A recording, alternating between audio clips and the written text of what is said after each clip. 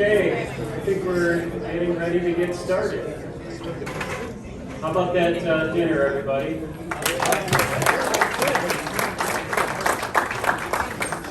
And dinner music from Mary Wood. Yeah! Thank you very much. I want to thank everybody for coming tonight to celebrate not only our newest inductees, but also the growing legacy that is Oak Harbor High School athletics. I have a few thank yous that I want to get through also, and then a few quick remarks, and then we'll get on to the most important part of the evening. First of all, I'd like to recognize Dr. Guy Parmesan for all that he's done and all the support that he's given us over the last two and a half years to get to this evening. Dan Hoover, we put a lot of work into this. Thank you for your teamwork. Kim Duso for putting this evening together.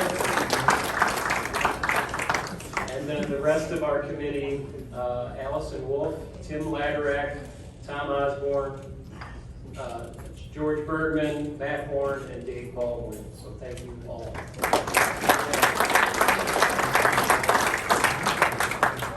I'm here tonight as a representative of the Oak Harbor Athletic Boosters. The Booster Club organization has been in existence since the early 50s. From what I've been told, when it started, it was a way for people to get student athletes to and from practices and games. And so it's grown into the organization that it is today. We support student athletes in 18 different sports for both boys and girls in grades 7 through 12. I could go on and on about all of the things that the Boosters does to support our student athletes, but I'd be here a long time, and I don't think you guys want me to do that. But one of the examples of the support is the Oak Harbor High School Athletic Hall of Fame. Speaking with Dave Baldwin, he was an original member of the Hall of Fame committee. He told me that the first inductions took place sometime in the 1970s. He wasn't sure of the exact year, but he knew it was in the 1970s. And our last induction, as Dr. Parmesan said earlier, was in 2004.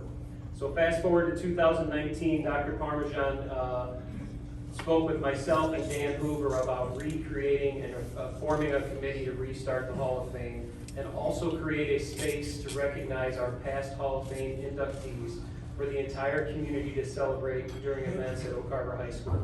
And that's what we have over here. I think it turned out tremendously, and we want to continue to add to that.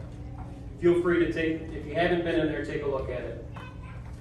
After a lot of hard work by our committee and financial support from the Boosters and the Benton Carroll Salem School Administration, we have come here tonight to present our Oak Harbor High School Athletic Hall of Fame and also welcome and celebrate our newest inductees. The purpose of the Oak Harbor High School Athletic Hall of Fame is to recognize, honor, and provide an enduring memorial for those persons whose contributions have enriched the athletic programs at Oak Harbor High School. I think we can all agree our three newest inductees embody that statement and purpose. So without further ado, I would like to welcome our first presenter of the evening, Mr. George Birdman.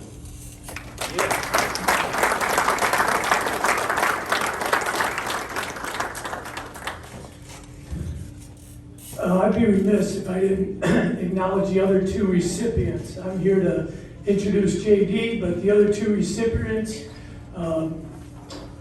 Coach Quizno. Coach Quizno was a role model for me. I came in as a first-year teacher and coach, and Coach Quizno, being the head football coach, his teams were always well prepared, very physical. He had them ready, and they played very hard on Friday night. To take two teams to the Final Four in the state of Ohio, which is one of the top states in the country, what an accomplishment. So great job, Coach Quizno. I had the privilege of coaching Pat in middle school football and also in high school wrestling. Pat was a very intelligent athlete, good team leader. He did things right 99% of the time. I'm always leaving that 1%. He still has the record at BW3s, 50-something wings he ate.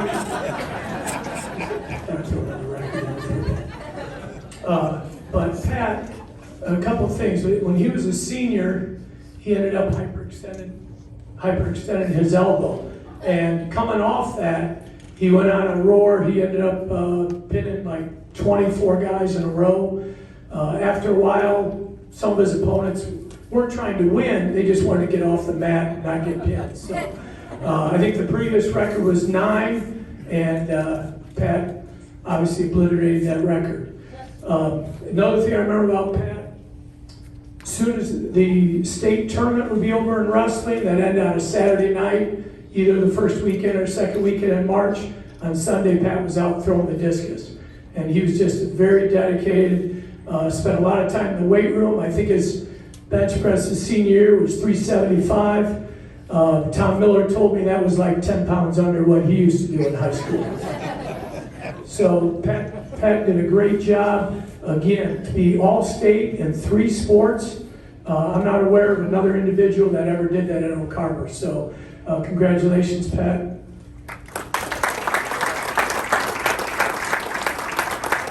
With JD, I had a unique view of JD. Being his uncle, I got to see JD, from childhood right on out. One of the first memories I have of JD is as a baby, JD was kind of chunky. He was kind of thick. I'll say it, he was fat baby, okay? He was downright fat. And my brother had a unique way of cleaning him, okay? He would hang him upside down, he'd have his ankles, and JD would be in all his glory, okay, in his birthday suit. And what would happen, the gravity would pull down the fat layers. So there'd be an opening in the crevices to take a washcloth and wipe off the grime and dirt. True story. Now, I don't know what pediatrician material he'd been reading. I've never read that one, but again, Jim was always at a higher level. So, with JD, I had him in junior high football, and I told him, okay, we'll put you at fullback, but I really see you as probably a guard at the next level in high school. So he took to being a running back, and he did a pretty good job as a running back. His senior year, he set a school record over 1,700 yards. A couple memories I have. One, they knocked off Clyde for the first time in their class. Secondly, when they played Huron, it went multiple overtimes. Both teams were in the 40s. And when Oak Harbor scored, Coach Quizno called the timeout, brought him over, said, well, you want to go for the win? You want to go for 2 or 1? They all agreed, let's go for 2. He said, well, do you have any suggestions on a play? They said, give it to JD. So it worked out well. We all went home happy that night. The other game I remember is the Perkins game. I had Coach Quizno would send the junior high coaches out scouting. I watched Perkins. They were not a physical team. And then I scouted somebody else, and they played Perkins. Again, they were not a physical team. Well, somebody forgot to tell Perkins that night, because they were very physical against us. And I think our leading offensive blocker ended up, our lineman, he ended up getting knocked out of the game. Before halftime, our first-string quarterback got knocked out of the game. And if you know, in high school, your second-string quarterback is not quite at the same level as your first-string quarterback. So JD, who happened to be a punter, and I'm sure Coach Quizno instructed him during the week, whatever you do, don't kick it to Richardson.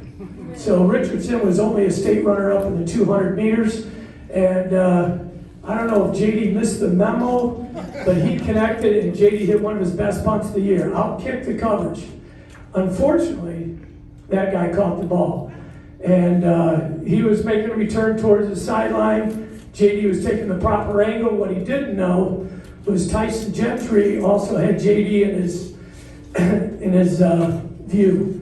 And Tyson Gentry popped JD. JD never even saw the hit coming. And as he's down there by their sideline, Rock Farlow, who happened to be the coach at Perkins, asked JD, all right? And JD said no. So he had to take a few plays off. At halftime, Coach Quizno went up to him and said, JD, you ready to go? we're down to our second string quarterback and we're going to feed you. And JD set the record for number of carries that night. I think it was 41 carries and ended up with 295 yards. And we came back and won the game. The interesting part, when they were looking at film, they had to figure that JD was tired and probably took some plays off on defense. But he ended up being the leading tackler that game too. So that shows you he wasn't taking plays off.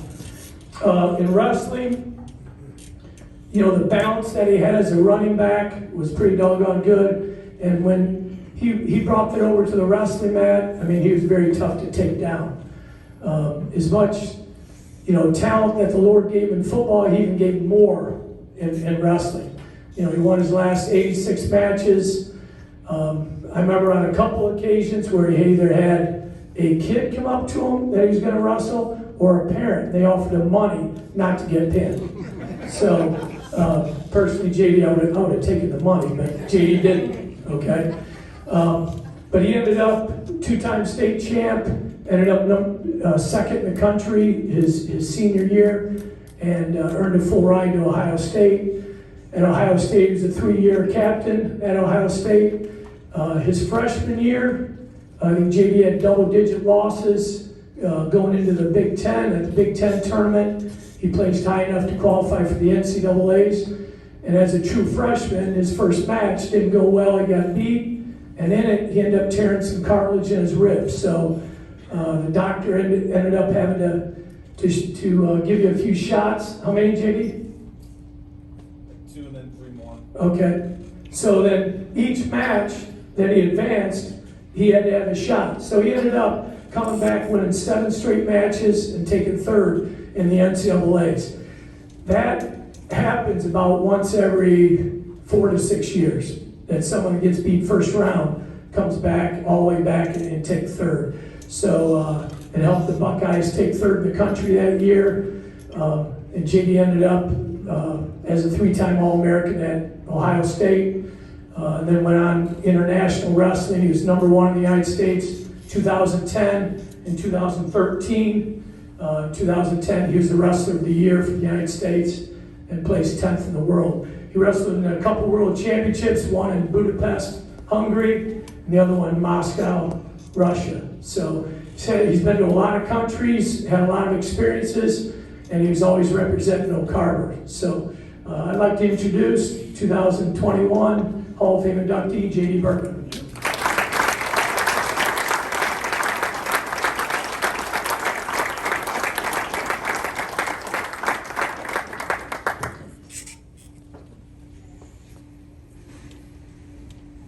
I'm starting a timer here because Dan Hoover said that I had about 45 minutes. Is that right? All right. Well, first of all, that was impressive. You really know a lot about, Uncle George. It's really a surreal moment actually right now. And I first just want to say some thank yous to Oak Harbor High School. What a cool setup. Kim, I'm from what I hear, that's a big thanks to you and Mr. Hoover. I've known you by Mr. Hoover, who took care of so many athletes for so long as an athletic trainer, if everyone didn't already know that. And Guy Parmesan and all the leaders at Oak Harbor. What an incredible program. Of all the countries I go to, I always talk about how great the people are. Obviously, academics and athletics and the musical program. I don't know if it's still the same, but you've got still Mr. Raver. It's great to see him. Mary Wood, throwing down the piano, no big deal. And Mr. Stucker too. But I just wanted to say, also, Uncle George and Kathy, with your involvement too. I don't know all the details. So good to see everybody, all the faces here. But of all the experiences throughout 20-some years of wrestling and over 20-some countries, it's really, I don't know why I'm still holding this. It's really interesting that of all the wrestling matches, and I want to play football at Ohio State, I didn't want to wrestle. If I had my way, I would have played for Coach Tressel, and I played one play in Horseshoe. Technically, I got a punt block in front of 60,000 people in the spring game. Yeah, I had torn cartilage again, or no, I had a broken hand, and I was still recovering from the torn cartilage in my chest from NCAAs my freshman year. I was 19, thought I could do it all, but I got to get on the Ohio State field as soon as possible so I can get that football scholarship and give the wrestling one back. Football is way easier and way more fun than wrestling. I mean, it's just, I love football. I still love football. When you were telling that story, I keep in touch with Tyson, and that's a crazy play in high school football, because Richardson passed away at BG, and Tyson got paralyzed at Ohio State. I'm the only one still walking, so we should all have like a, man, how grateful should we all be to have our health and have an opportunity to be light to other people. But what a cool thing to get I think a text maybe from Uncle George to talk about the Hall of Fame, and would have, we don't, life is so busy, we never would have thought of this, right? But to always look up to Pat and Zeb when I was coming up through junior high, and Pat's one of the strongest humans that ever put on a Harvard singlet, and looking up to him, and Coach Quizno. I don't keep track of high school sports closely, but Dave does. Maybe correct me. I've got to be one of the best high school football coaches ever. At least, I mean, I might be extremely biased, but it's such a cool time to have an honor like this. So, and I also wanted to thank Dave for coming here. Joe and Greg aren't here, but if you don't know, Joe Noggle and Greg Van Horn, the four of us pretty much did everything together. And I know he was a three-state athlete, all-state, 3 sports, but I mean, if you count choir, we got a 1 at choir state.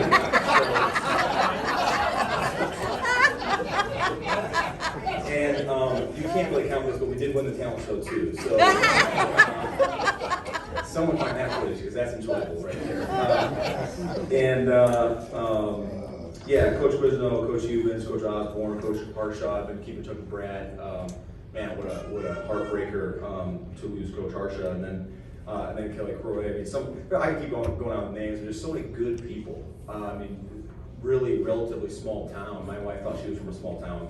I want to thank Victoria for being just awesome, and we have a little, almost 1-year-old, little angel and a half, and pure joy. Caroline, you guys got to meet her sometime.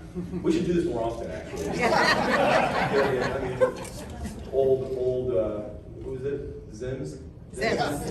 Pretty good. Those mashed potatoes could start a fire, I think. It's so hot. And then my mom and dad, I mean, just did so much for us. My dad's like one of the most humble guys. If you don't know him, he's hilarious. And he would never tell us he won state in 1972, but he was really smart not to insist. So for those parents out there, make sure sports are fun, because they're already hard enough. If you want to be great in sports, he just was really smart. He brought us around wrestling. He just brought us around wrestling, and it was our idea to wrestle. And then I threatened to quit when I started losing in junior high. Anyway, we had some words. But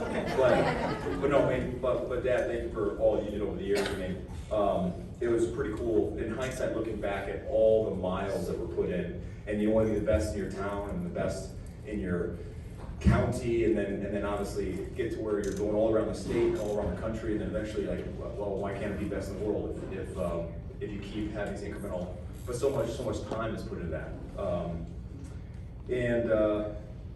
having your uncle and uncles, really a lot of uncles have helped me in my career, and I can't not mention Ferd, who's not here. Tate and Zeb are here, and the parents who have done a phenomenal job with an incredible wrestling family, just incredible family, period. But Ferd changed the game at Oak Harbor.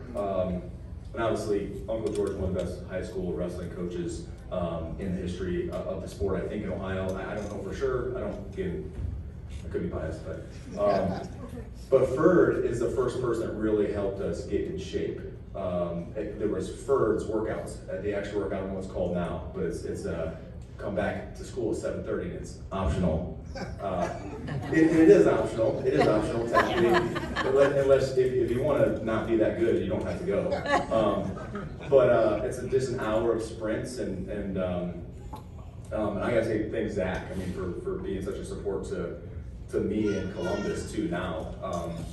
But proud of him for all the growth he's been going through, and who he is, and the leadership qualities he's already developed as a young man.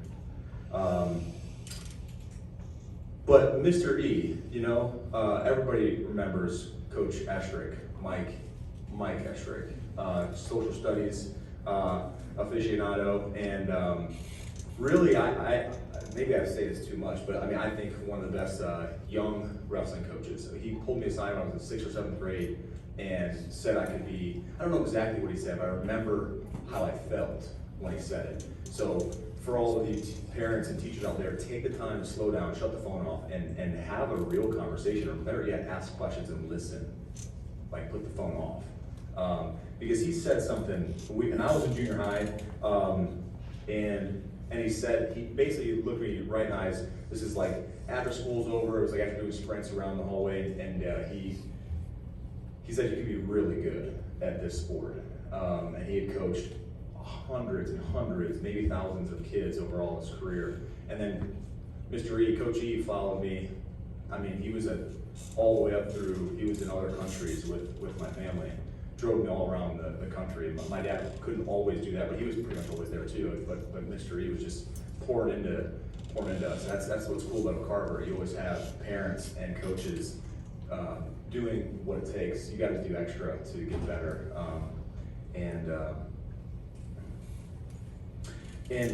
I think when you see like award ceremonies and stuff, you see people do this first.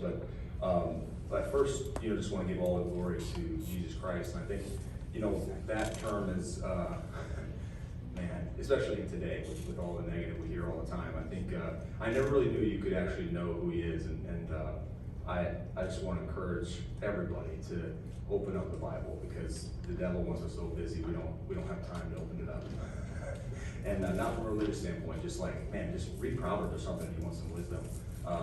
Because, man, God's changed my entire life. And I will not stop shining light, however and wherever I can. And I love that so much of that moral fabric and family dynamic and just salt of the earth started right here, since 1990, for me, 1996 or so when I moved to Carver. So thanks so much for the induction, and it's an honor, and pumped to hear from these studs. So thanks, guys. God bless.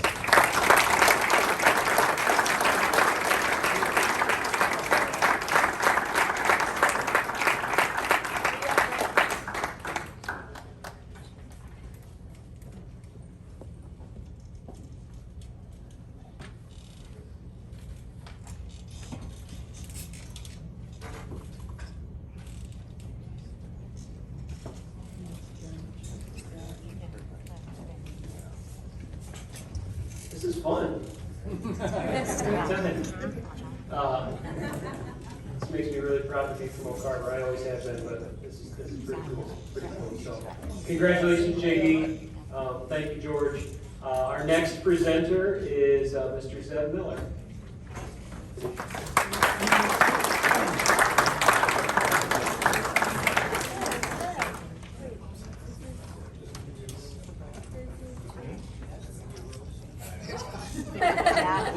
Okay. So first off, let's start with the apologies. Mrs. Sifke. Sorry. Really sorry. Pat reminded me of another thing I did today. We're running in the rocks.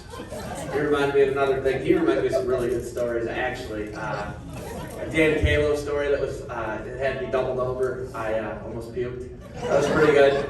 Next apology, whole Quizno family. A lot of redheaded jokes throughout the years. I want to sincerely apologize for it. Adam, really owe you the actual one. You can go beat me up in the parking lot later. Okay. So, awesome people, great people. Coach Quizno, George, he got to talk about everybody, but Coach Quizno took me to the emergency room when Dan Sandwich broke my hand in a no-hitting drill, no contact drill. Go figure. That's our life as a Miller. A lot of freak, bizarre injuries. I tore my hamstring skiing a couple of years ago. Water skiing, just a lot of fun stuff. Broke my coccyx, I believe it's called. Your tailbone this summer jumping off a 60-foot cliff. So a lot of freak injuries. I could have used you this summer, but they don't do anything. I found out for the old broken tailbone. I'm just telling you that, and that one sticks with you. So really awesome guy. Great coach, always had us prepared, always just excellent teams. Great math teacher, horrible math student. Now I'm married to a math teacher at Solon High School. So I don't want your jobs. It's a horrible job. I don't want to do it, but you're really good at it. So thank you. And one day he took me out in the hallway and was just giving me the business. And I'm like, what is going on? This dude's out of his mind. I don't know what's happening right now. JD and I just talked about this. And I was like, what? A whole day. I had a lot of this coming, you know, to be fair. And finally I go see, I was like, what's going on with Quizno? What's the deal? This guy's up in my kitchen. I don't know what's going on. And then Hubans, of course. Son, you remember this day? You'll find out. He found out apparently that day he was having another daughter. And I think it was a little shock maybe. So whatever I did, it didn't go over well, whatever I did, but that wasn't really why I was super mad. But I get it now. But sorry for all the redheaded jokes. Great coach, awesome guy. Really bad at the redhead jokes. JD, awesome guy. He did a podcast the other night with me. We talked for over 2 hours, go figure. We only recorded about an hour and a half, maybe, so you can check that out if you guys want. Awesome guy. I call him farm machinery, because when you wrestle him, it felt like you were getting caught in farm machinery. Dude is so strong, unbelievably strong. World team member, got to do a lot of media with him, got to go to all the U.S. national championships, world team trials. That was fun stuff. I got to cover him. He did some vlogs for us before, 10, 12 years ago. So he did an awesome job for us when I worked with Flow Wrestling and then Ohio Cast, which I own. Awesome guy, great guy. Farm machinery, I'm going to continue to call him that. Freak of nature, two-time world team member. We talked about it. He owned Jake Varner for a really long time. And in between the years that JD was a team member, Jake Varner made our U.S. Olympic team and he won the 2012 Olympic gold medal in London, which is also where Jim was wearing a dashiki. It was incredible, folks. Jim Birdman has a dashiki. You got to see it. It's amazing. He was cultural all week. Wasn't he? That week it was a different international outfit. So, Jim Birdman, thank you. So, apologies. One more. I think there's one more apology actually I have to give. Probably to my mom and dad. Oh, my brother Tate, we'll apologize to him later because Pat and I are going to jump him and beat him up in the parking lot. So I'm just apologizing right now for that. All right? He's got it coming. So, awesome. Oh, Oz. Oh, I'm not going to apologize to you. You're just my guy, Oz. You're just my guy. I appreciate you. I love you. I thought we were going to get a little Oz flavor and then I could base some material off it, but not the case. I'm at 4:29 right now, so I'm trying to hurry here, all right? They put me on a short leash here. I'm all right with it. So, Pat. Let's talk Pat. Pat Canyon, one of the best guys you'll ever want to meet. Just an awesome guy. Best man at his wedding. Great wife. Awesome kids. His kids come over. They're older than my kids, and normally when you have this weird age gap, normally they're pretty disinterested. Their kids are pretty engaged with my kids. Cooper especially. Cooper's a good guy, really good guy. A lot like his dad. But the people I do really have a bone to pick with are your parents. Because I'm just going to put it out there, I'm a father now, and if there's a Miller family like my family in Geauga County where we live, my kids aren't going over there. They're not going over there. They're not going over there. We got this guy's a maniac. Every other word's the F word. If his kids step out of line, he beats them up. They would let this guy stay at our house all the time. Jim and Marcia, I don't know what you two are thinking. I got a bone to pick. I mean, my brother Chad used to put him up in the tree. This guy was like a super powerful guy. And I remember we were over here somewhere in Oak Harbor by the junior high, and he gave him a chainsaw, and he was cutting the limbs, and you can cut the limb and it'll start to hinge, and then you can drop the saw and grab the limb. This guy was cutting 300 and 400 pound limbs, and the bucket was doing this. And then he would swing it over the house and drop the limbs, and I'm like, oh my God, this guy is so strong. I knew how strong he was because I wrestled with him and played football with him, but I was like, he is applying it mechanically to actual work. Tom Miller had been, dude, my dad would have been so proud. He could work. Oh my goodness, Pat could work. He was a worker. He got after it. So, but when Pat would do things, he wouldn't catch the brunt of it. My brother Chad would like scream at me. So then I think they got to the point where they just started doing things to watch my brother Chad scream at me. So that kind of sucked. That sucked a little bit, but we got through it. So, but yeah, Pat, one of the best guys you'd ever want to meet. Great work ethic. I mean, if you're in a bind, that's the guy you want. That's the guy you want. You know, I was just, the assistant coach at Army was talking to me. He told me the story. He goes, you know, the real test of a person is like, if you're hanging off a cliff. Coach Quizno, don't ask me how I got there, okay? I know, because you'd be real, how'd you get here? Why are you on the cliff, Miller? Right? Okay? These three guys, they're the guys you want to pull you off the cliff. Even if you can't get up, if they can't pull you up, they're going to give you confidence when they come around. You're going to be like, I'm probably not going to fall off the cliff. These guys are here. You know, you might like kick a little dirt in my face and be mad at me. I get it. But these guys, old farm machinery 1 and 2 here, they jerk you right up off the cliff. He'd help you too. And he'd help me. I know he'd help me. He'd give me the business. I know that. Great guy, but great people. And like JD said, just awesome people here. You know, my brother Tate said, you know, it takes a community. His son was an undefeated state champ for Georgia last year. Awesome kid, but you know, he always talks to me about why this is such a great place. And I think that's like, it takes a community, it takes a village. And they really thrived, you know. Ian really thrived under George. Ian, my nephew, he's the assistant coach at App State. Wyatt is at Appalachian State now with Ian. And it's awesome to see, but when you come back to this community, it's a small community. It's tight-knit. You got people like Pat Kania that come from here. Awesome guy. And then everybody's intertwined. He's his coach. He's his coach. He's his coach. He's his coach. Everybody's intertwined. Where I'm at, they're big schools where I teach. And it's not like that. It's a big community. We got over 300, 400 kids in our graduating class, and you just don't get the same thing. It's a vastly different experience for parents, for kids, and I appreciate that I'm from here and that we got guys like Pat. Pat always makes you better, right?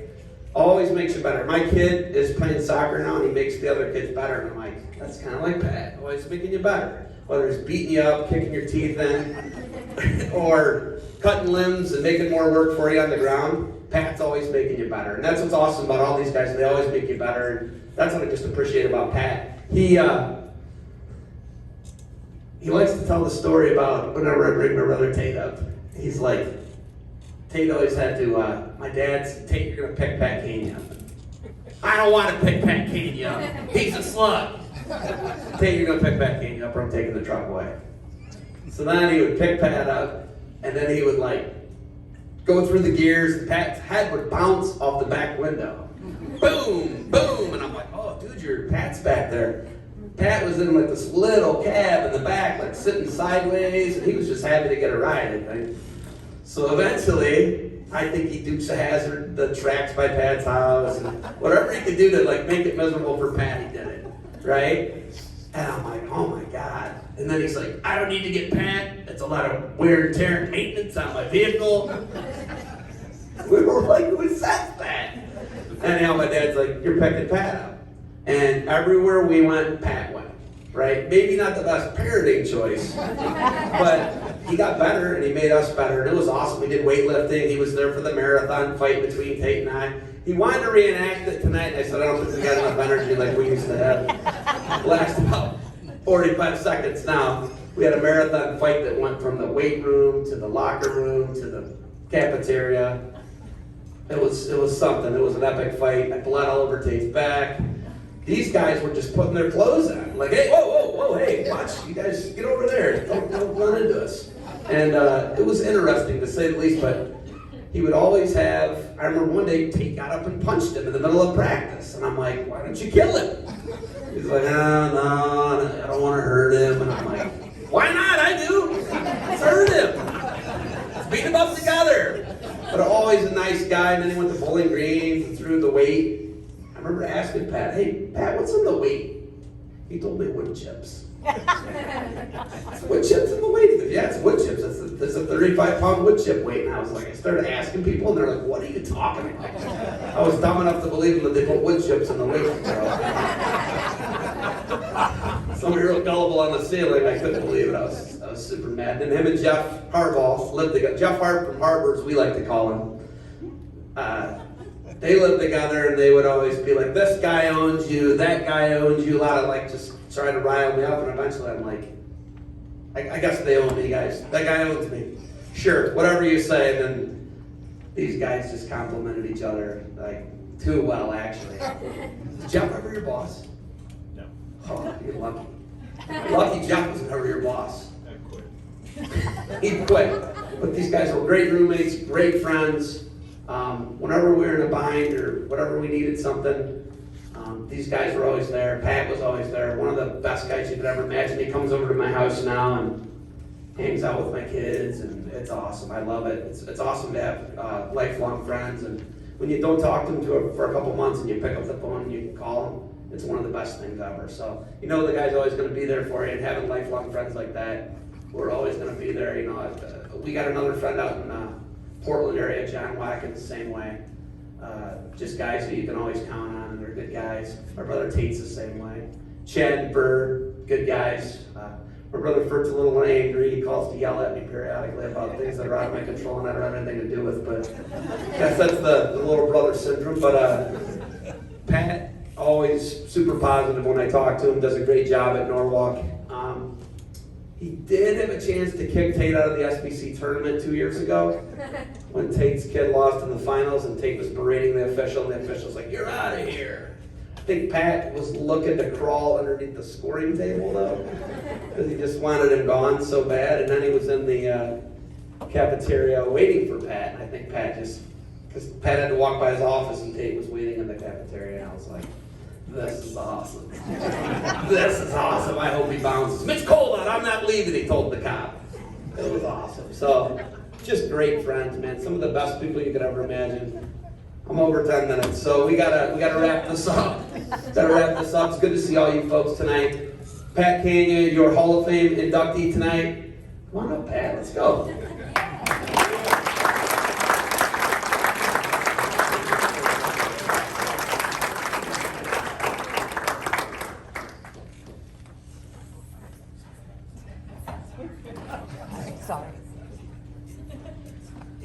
All right, thank you, Zeb. Brought him for comedy relief tonight. You know, and Zeb was I'm 40 now, 41. It seems like it's been so long since I've been here. And sometimes, it looks really nice in here and beautiful, and some of the things that change are the size font you have to read from, like, definitely struggling with that. But, Zeb, you are the best friend anyone could ask for. It's a free chance that we're in class together. You were the oldest person in the class. I think Zeb was so good at kindergarten he got to do it twice. So he had to.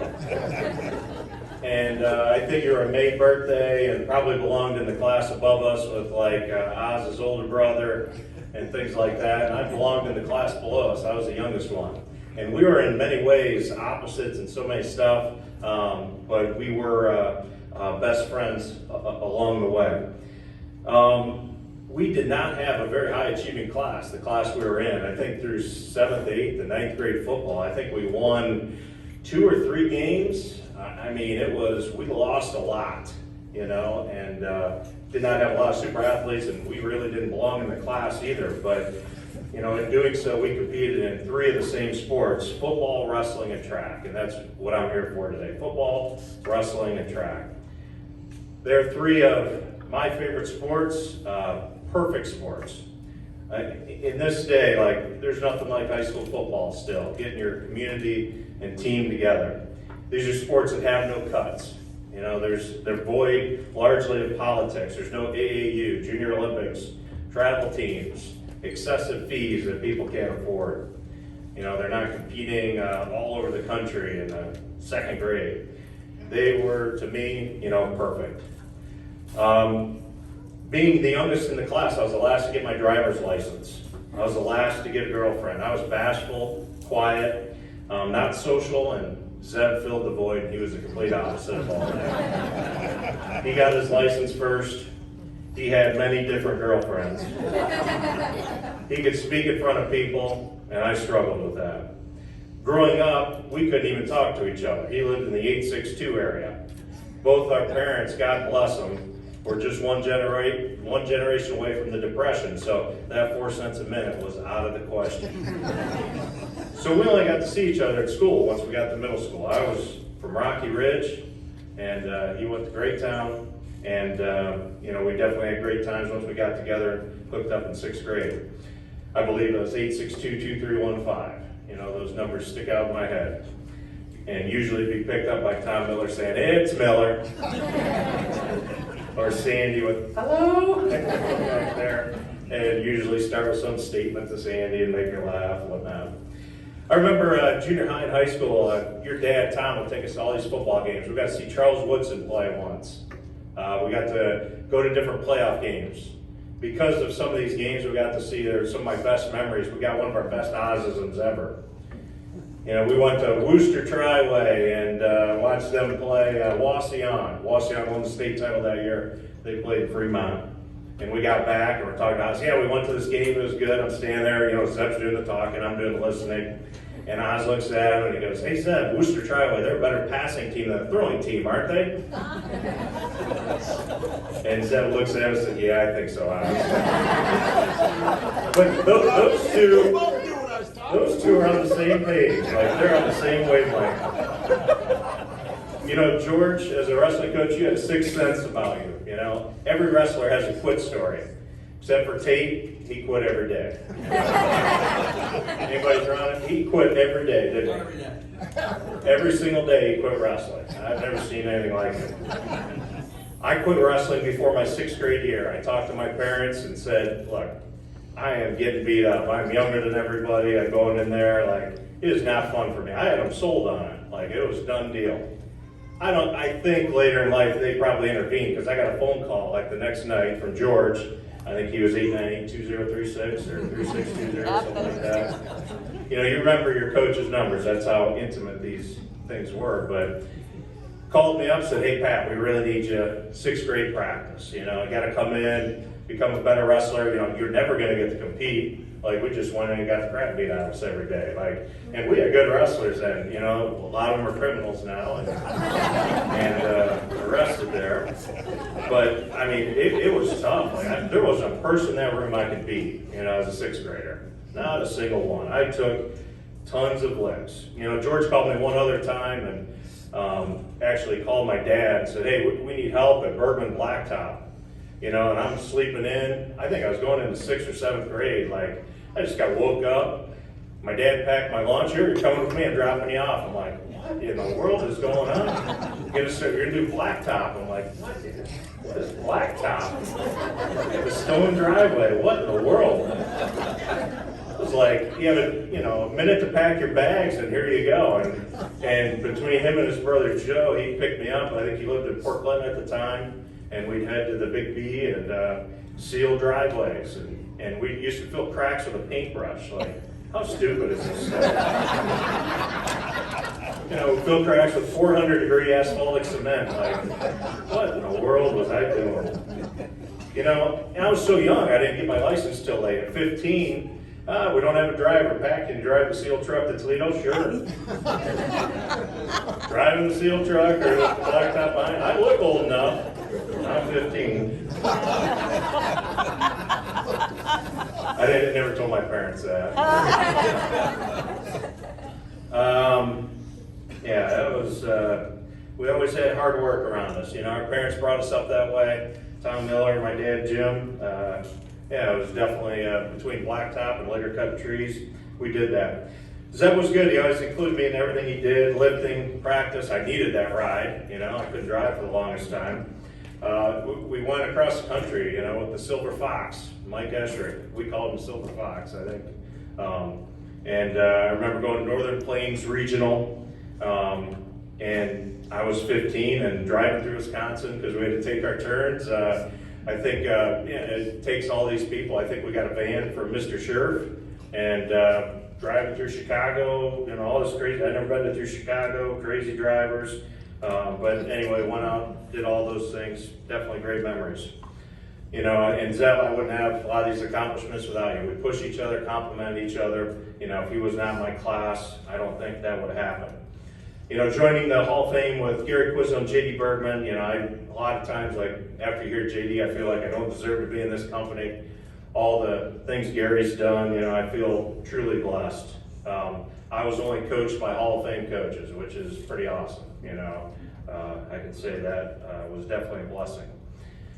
I remember when I went from high school, or when I moved up to high school from the junior high, I didn't know if I wanted to play baseball or track.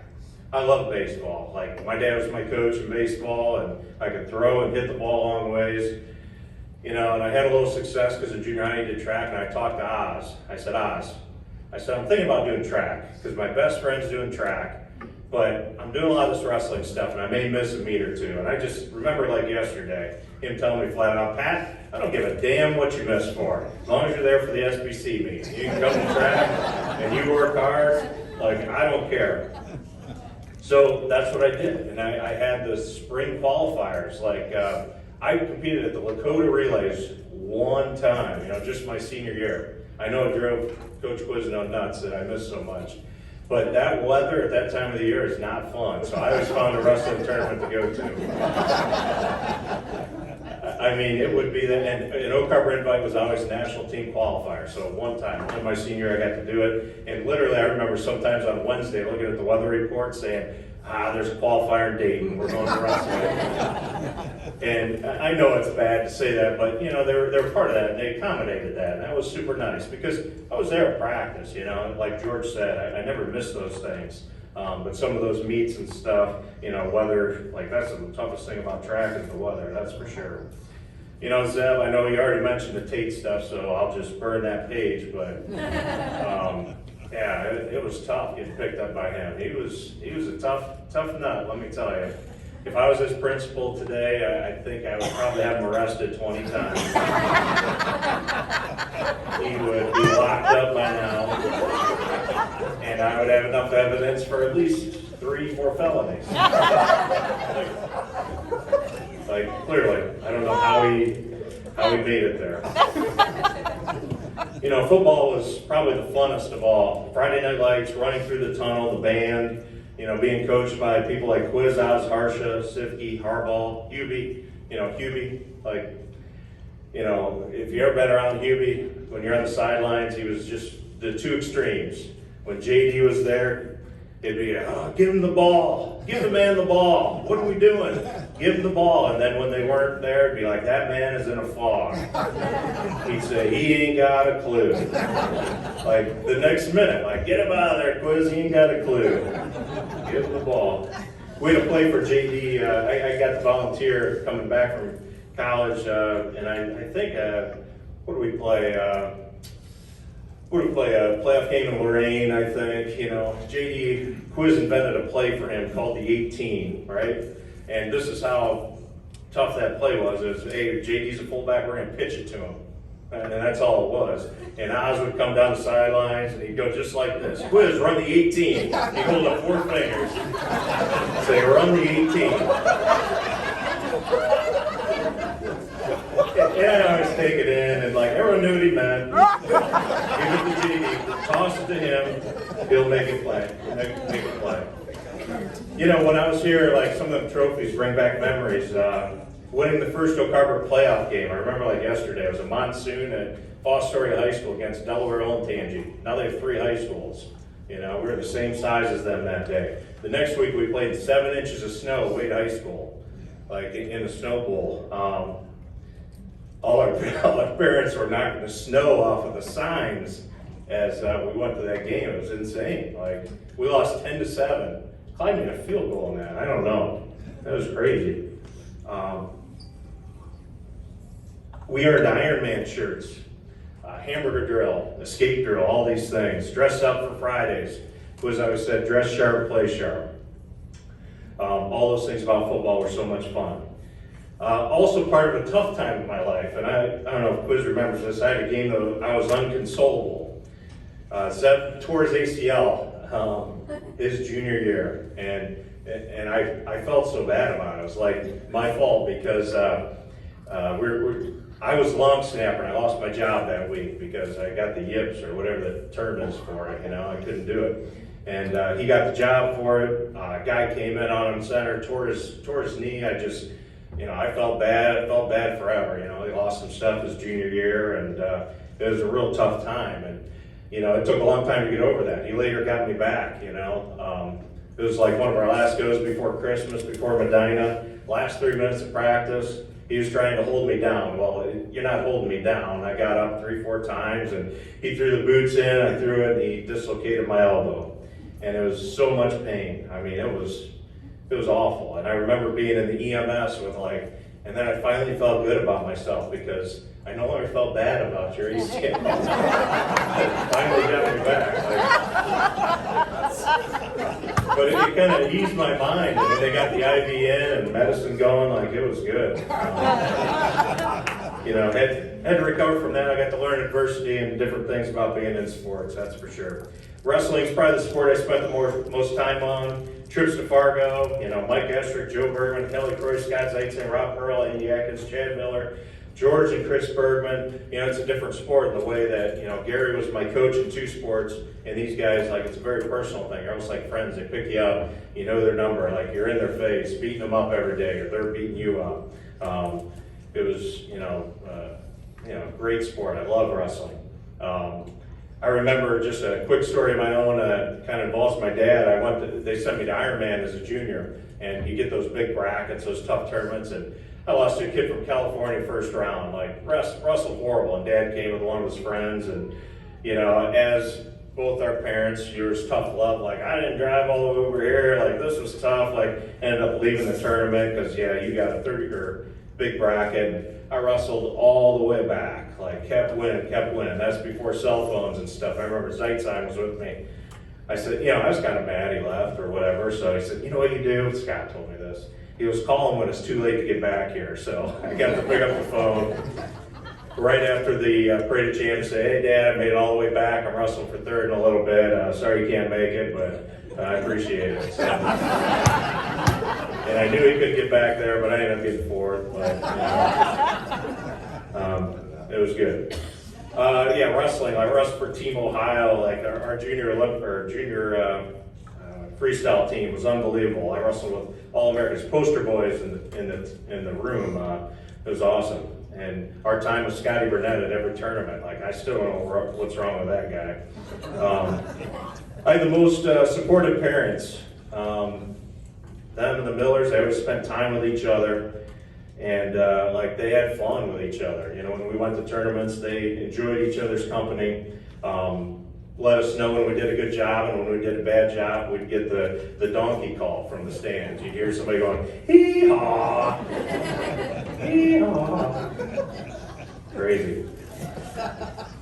Track and field. Track and field was a sport I did in college, and it's a crazy thing, almost an afterthought. I told you it was the wrestling tournaments took priority and things like that, and I never thought I'd compete in college. It was my junior year, I took a turn, and I had to look in my books last night, and the books my mom made me, and I remembered some stuff, and it's I was throwing, my junior year, I was throwing 130s all year. I was behind Eric Schwind. We took 2 kids to state in the discus my junior year. I was right behind there, and all of a sudden, Gary realized how to push the right buttons. He took his camera down to state the year before, and he filmed a guy named Larry Wilson. I don't know if you remember this. He threw 190 feet and set a state record the year before. It's Pat, you got to do more of this. And he was a little ahead of his time in filming stuff. So we'd film it, watch myself, and I modeled everything I could off of him. And on the film, the funny thing is Oz was probably standing next to him. And every time Larry Wilson threw it, I'd listen to it, and he'd go and throw it, and he'd scream, and Oz would go, oh my God. Looks like a rocket. And I'd hear it every time, because I probably watched it a million times, But it pushed the right buttons, and I filmed myself with a camera my mom had, and all of a sudden I went from 130s to district meet. I threw 158, broke the school record, then threw 160s a week after, and never looked back after that, but found the right buttons to push. And who would have thought he'd have a camera on his shoulder at the state meet there, filming Larry Wilson that would help me out with that. So those things were great. It was so nice to be down there with Eric Schwinn, testament to the coach that Gary is, that's for sure. You know, and then I had the picture at state there, and it's almost like the same thing. It had to be a warm-up throw because Gary was always there filming for me. And I had a picture of me with my hand up in there. You see Gary with that on his shoulder, and then Oz with his head down. Just like in church, we always notice Oz with his head down. Let's see here.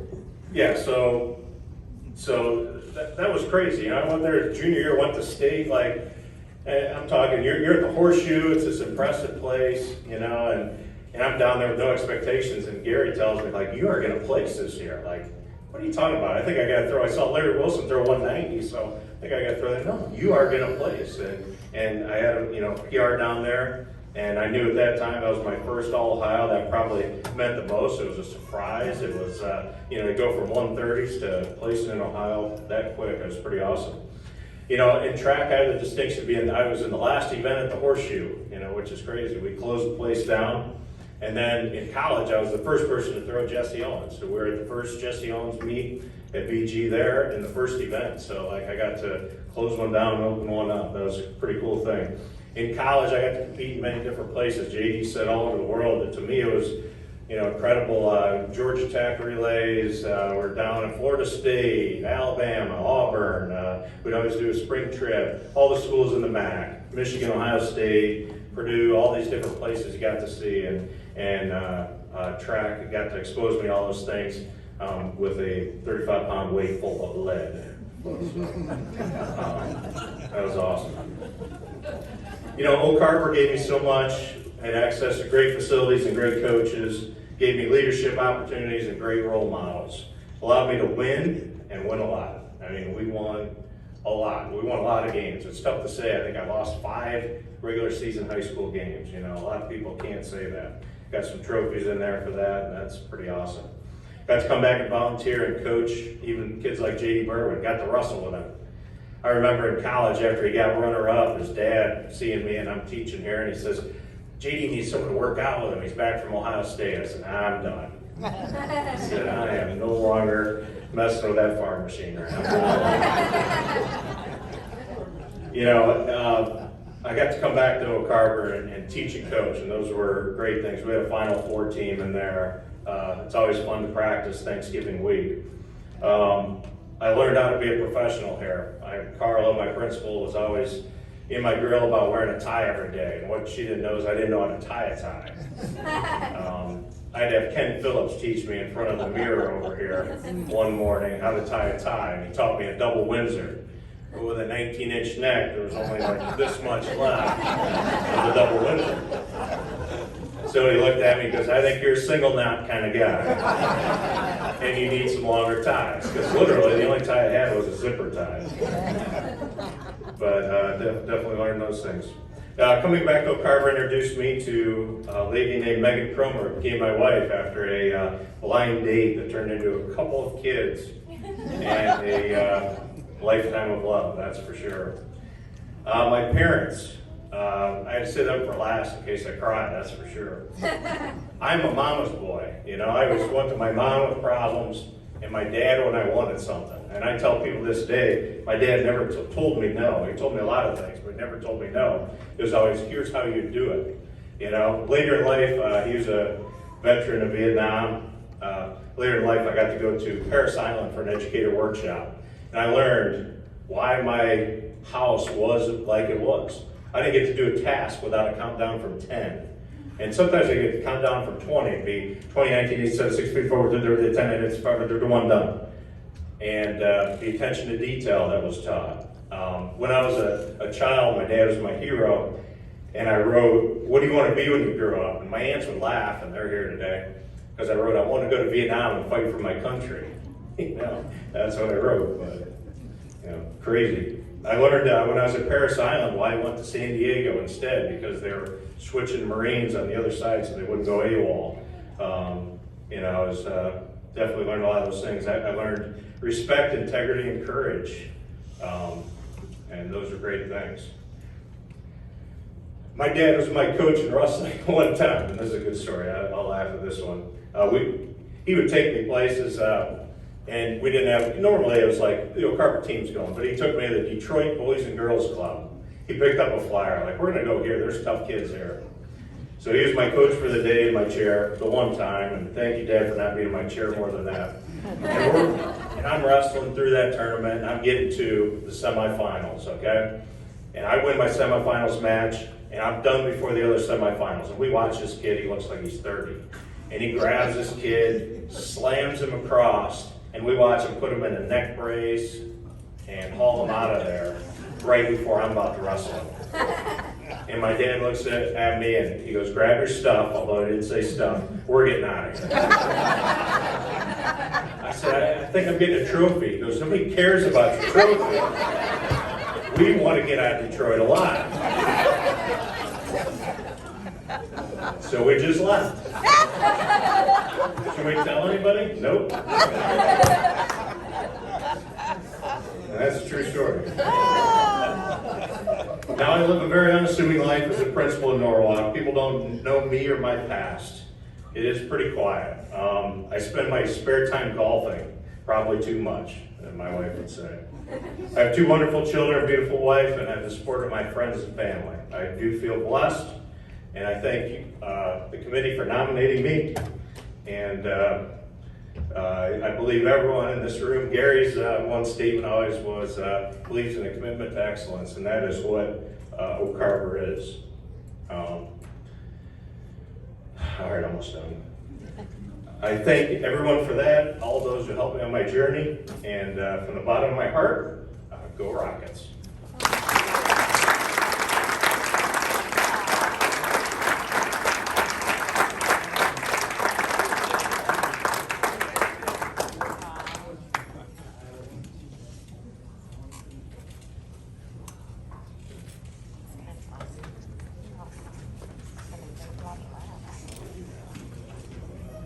Thank you, Zeb. Congratulations, Pat. Our final presenter, Mr. Doug Slagel.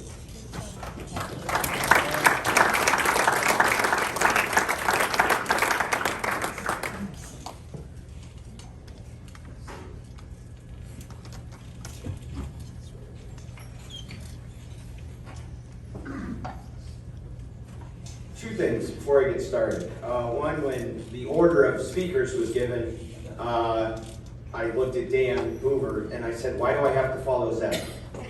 Please, anything but following Zeb. That's a hard act to follow. Two, I really thought Bill Scherf would build this for a normal sized person, but for some reason he made it for giants. I'd like to congratulate JD and Pat, and I would also like to thank them. You're great representatives for what Oak Harbor is. And for you to go out there and just sell our product by being you is fantastic. Thank you very much, guys. That's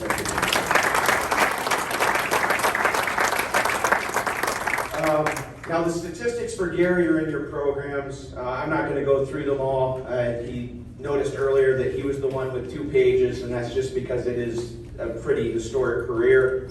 I picked out a few that I think maybe make him a little bit different than everybody else. Some of them are in your program, some aren't. 73% winning percentage as a head coach. From 1988 to 2004 did not have a losing season.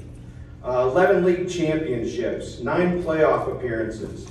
In 2002, he was the Division III State Coach of the Year, and he's been inducted into the Miami Cradle of Coaches Hall of Fame with the likes of Jim Tressel, Woody Hayes, and Bo Schembechler. But there's one statistic that puts him above everybody and really should put him in any Hall of Fame. He coached with Tom Osborne for 20 years plus, and is still sane enough to talk about it. Made him what he was. When I came here in 2001, I was a head coach and was lucky enough to get a job here. And I thought I knew a little bit about football. And I met Gary, and I found out I was right. I knew a little bit about football. But I was lucky enough, like many other coaches, to be able to coach with Gary, and Zeb really touched on it, and it's all 3 of these gentlemen have the same thing. Gary makes you want to be better. He instills an expectation that you want to meet every day. And that's what really separates Gary apart from the others. He and Becky, mostly Becky, have instilled those traits, and Gary would back that up, have instilled those traits in his children. Adam and Mandy and Annie are fantastic people, and it shows in everything they do, and it's because of Gary and Becky's guidance. I think the most important thing that Gary has done, and I think that every educator should look for, is whether it's on the field, in the classroom, as a mentor, Gary just makes you better every day. He makes kids better. And I just hope that this Hall of Fame induction for Gary is enough of a thank you from Oak Harbor for everything that he's done for our community and kids. Gary, thank you very much, and congratulations on your induction.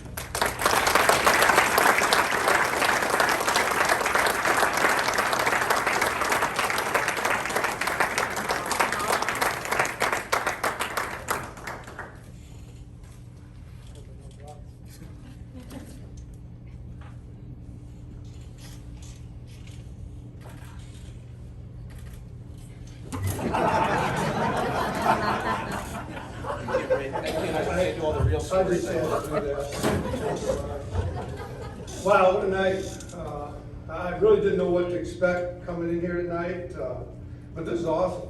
You guys did an outstanding job. My hat off to you. This is, I've been fortunate to, football's been good to me, and I've gone through a few of these. And this is great night, but tough acts to follow. Good golly, you saved the old man's past his bedtime. You saved him the last when he should be half asleep already. But no, I stand before you. I'm a blessed man. I really am blessed. I've lived a blessed life, and my family, of course, is first and foremost. But football has been such a big part of it. And it's given me a lot of notoriety, and maybe, I say to myself so much, Lord, I am not worthy. But then I also follow that up with, Gary, don't screw it up. Yeah. Don't screw it up. You got a good thing going, and just, keep it going. But Lord, I am not worthy. It was my honor and my privilege, truly, to be the head football coach here for 29 years. And I told all our players, there is nothing like Friday night football. And like these guys, I did all sports in high school, but there's nothing like it. And that's why I became a high school football coach, because you got everything going.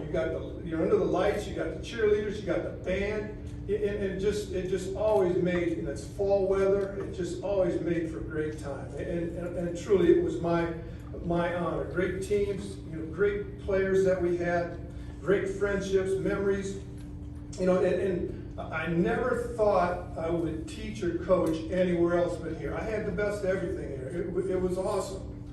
And I never thought I'd go anywhere else, but like the bumper sticker says, stuff happens. And it did, and we moved on. And the only reason I mention that is because that, just to let you know how special this night is to me. Because when I left here, I honestly didn't know. What was our legacy here? What were we going to be appreciated for what we accomplished for 29 years, what we did? And to come back tonight and for you to honor me like this, it really is special. It's touching to me, and I can't tell you how good it makes me feel, and I'm very thankful. If you read about people who are successful, and forgive me for throwing myself into that category tonight, you'll read that the fact that they surrounded themselves with good people, with people that are hardworking, dedicated, have the best interest of the people that they work with in mind. And I was blessed to have that. I mean, I've been surrounded my whole time here with good, caring individuals, coaches that cared about their players and cared about being good teachers. And my whole thing tonight, and I'm going to stop right there. It's funny, coming back here, everybody remembers stories a little bit different. You know? So Zeb gets up and he tells a story about me chewing him out, and I'm thinking, which time? I mean, good golly, he was screwing up all the time. What the heck? How do you remember one and blame it on my beautiful daughter Annie for that? I tell this is my Pat and Zeb story here. I'm not much of a storyteller. You know, they were great football players, and they played guard for us. So we ran a buck sweep. You know, so they're both guards, and they either pull this way or they either pull that way. And Oz was their coach, so no way in hell it was his fault. But we had it on tape. When we called it, I can't remember which one it was, and all of a sudden they pull it, bang! They ran into each other. And it was the hardest hit of the ball game. And we ran that back and forth, and Hubie's in the coach's room blaming Oz, and Oz saying, I told him what to do.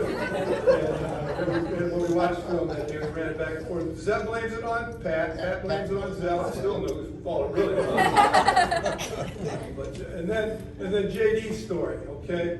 You know, the Huron game, that's one of my highlights of coaching, because if any team in SVC I'd prefer to beat, it's Huron. And I'm arrogant, and I won't use the letters, but you know, I respected the heck out of them. They had a great program, but a game we always wanted to win. And so yeah, George told the story. We went to 4 overtimes. You know, so it comes over and it was JD came over. He looked at me and said, "Hey coach, let's end this game."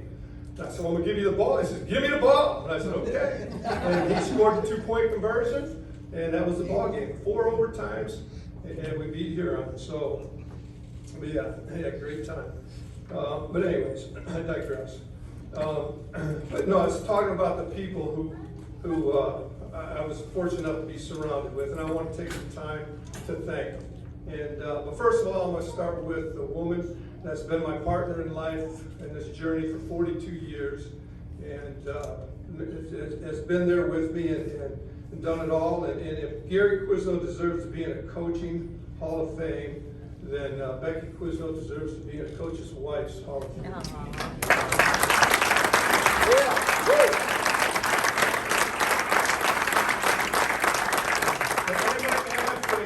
I've already made fun of redheads, and I always told them, you know, redheads are God's chosen people.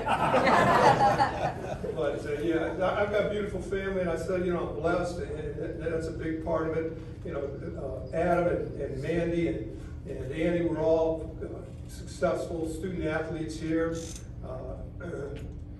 Ian, my son-in-law, somewhere he's probably chasing the grandkids, interrupted everything. He's here. I appreciate him. He's an outstanding football coach also. Imagine that, my daughter married a football coach. I don't know where that came from. But Adam's wife, Kristen, is working at home with our youngest grandchild. And then I'm sure you've noticed my 4 running around here. But like I said, it's late for me and it's late for them. But we got Ellie and Ada and Lulu. Evelyn is Lulu. And way in the back is Vivian. Now I love my family, but I'm going to tell you, Today wasn't about GQ. It wasn't. So this morning we celebrated Vivian's first birthday. That's why they're home. And tonight Adam's going to his 20th class reunion. That's why he's home. Yeah. So it just happened to be the day I was getting. Yeah, it just worked out. And so they said, okay, we'll come along and see how the food is. But not my coaches, you know. Had great staff here, great people, great friends, good times, a lot of laughs, cried a few times, but just a lot of laughs, you know, and we won games. And you know, I wouldn't be standing here today if it wasn't for them, no doubt about it. So I want to thank, you know, I've got too many of them to thank, but I'm going to thank the ones that are here. And I'm going to start with the legend himself, the Wizard of Oz, Tom Osborne. I can't believe they disrespected you as much as they have here tonight. You know, I've never told any stories about it. And God bless him. I mean, I don't know, maybe you've all heard, but they had a tragedy in the family today. My wife Cindy lost her sister today, and Oz is still here. And Oz, that means the world to me. So I'm so happy you're here. And you know, if you know Oz, you get him aside. He's going to be the first one to tell you that my butt wouldn't be standing up here if it wasn't for him. He won't hold that back. Yeah. I'll never admit it to him, but okay, maybe there's a lot of truth. Wayne Sifke's back there. Wayne did a little bit of everything, you know, and served Bill Carver, like so many of my coaches. You know, assistant athletic director all the time, and did a great job. Kelly Croy's back there. Kelly's a rock star in the field of education. The guy's written books. How many's written a book in here? I read it once in a while. Kelly, you've written a book? Okay. No, but yeah. You already met Doug Slagel. Doug came to us, like I said, kind of late at the end of our time here, and they brought some fresh energy and ideas and quite a perverted sense of humor. Trying to fit in with you and Harbaugh and some of these other guys. So, and George, of course, very accomplished wrestling coach, and how many years junior high? Too many to count, right? Yeah. And that's so important with winning program. You know, you've got the junior high program where, you know, they teach the kids good fundamentals, and then you feed them up through the high school. And we always needed that. So George, thank you. Dussault, he not only played, Eric did, but came on at the end and helped us out a little bit. And some of the good players we had. And Dan Hoover. I mean, he was on the staff. When the heck is he going to retire? That's what I was. Man, he's been here a long time. And who's to tell a story about me? I don't know. I was a math educator, didn't know anything about athletic training. You know, I probably taped one ankle in 33 years as a head coach, whatever. And so he came to me, I forget who the athlete was. He came to me and he says, hey, he's got a bad AC. And I looked at him and said, what the heck's wrong with his air conditioner? I have no idea what the term is. I don't know what it stands for anyway. Yeah, right. But that doesn't say money. I think I had a great staff. We had so much fun, and we always preached as coaches that we were a family. Football was a family, and for us coaches, that was the truth. I mean, we get together after the games, Oz's house, when we lived over here, our house, and families would come over, and you know, we'd maybe have a pop or two, and you know, talk about the game, laugh a little bit, cry a little bit if we needed to, and it was just a family atmosphere. Becky had a lot to do with that, and the coaches' wives, and a lot of our families were involved. I mean, we had the honor and the privilege of coaching our sons, and they were all good football players because they were coaches' sons, and they worked hard at it, and they knew what was going on. And Jeannie helped out on the sidelines, and Mandy helped out on the sidelines, and it was a family affair, and it was a very, very special time, and of course one I'm going to cherish forever. You know, there's a coaching adage that good players make good coaches, and I think the fact that I've got Pat and JD here, you know, that's living proof of that. You know, and all, you know, Eric, like I said, was a good football player. It means the world to me that I sit here and I see Steve Alexander and Randy and Seth here. You know, to see them here, I mean, that's just, it means a lot, because we had a lot of good football players, and they were good athletes, but they were dedicated. They bought into what we were doing, and it worked out. So, you know, I'm lucky I'm keeping this nice and short. You know, to conclude, I am so grateful to be included in this first inaugural rebirth of the Hall of Fame. My memories here are nothing but great. Enjoyed my time here, coaching, walking to work, teaching. Even I had some students like Zeb who, hello. But anyway, get up for the football field. But you know, and I accept this honor on behalf of all the coaches that got me here, and the players, and the support people, the administrators, that I worked with. Some of them, you know, I could go on and on about names and so forth, but you know, it was really a privilege for me, and it's some of the best years of our lives, and I couldn't be more grateful tonight than what I am. So thank you all so very much, and like I say, go Rockets. Thank you.